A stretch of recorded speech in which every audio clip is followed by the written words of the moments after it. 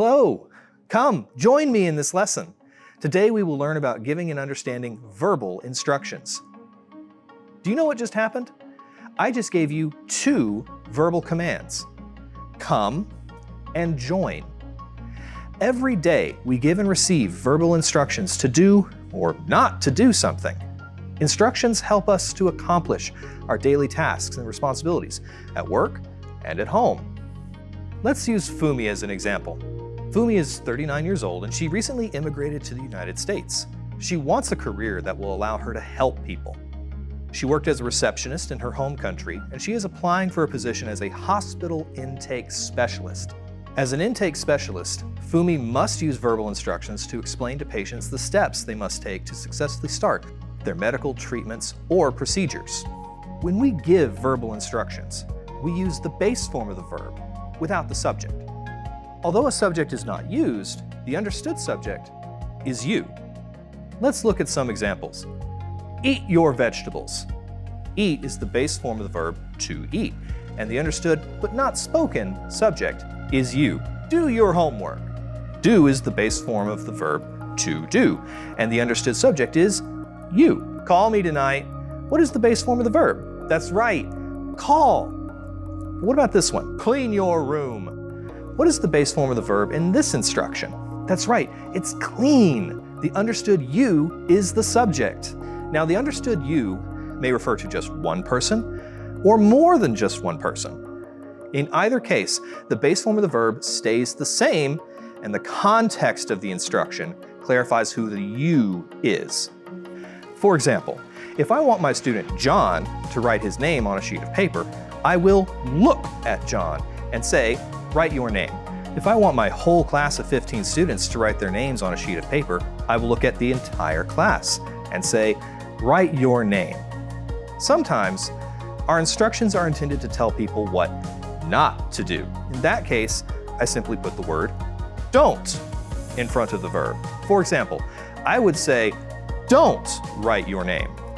The command would remain the same when I am talking to my student John only, and when I am talking to my whole class of students. Let's say that I am giving a new student some instructions on enrolling in an English class. I might say the following. Take a pencil from the table. Pick up an enrollment form from the desk. Sit at a free table. Write your name at the top of the form. Fill out the requested information. Turn in your form when you finish. Don't leave until we have checked your form. Now, let's say I am sharing the same information with a group of new students who are enrolling in English class. I would give the exact same instructions. Take a pencil from the table. Pick up an enrollment form from the desk. Sit at a free table. Write your name at the top of the form. Fill out the requested information. Turn in your form when you finish. Don't leave until we have checked your form.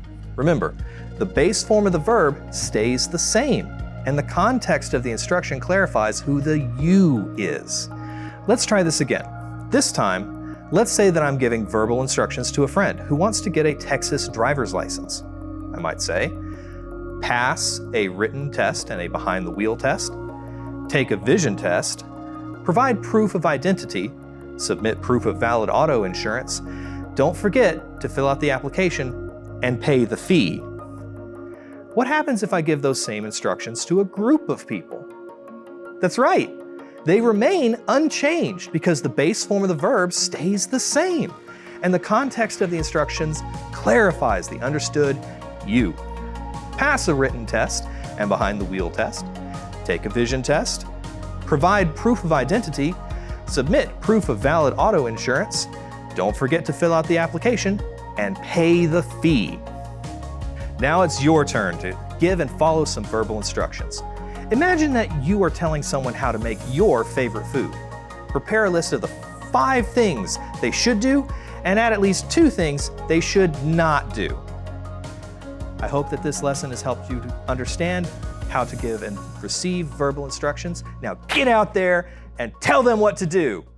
But don't forget to listen too.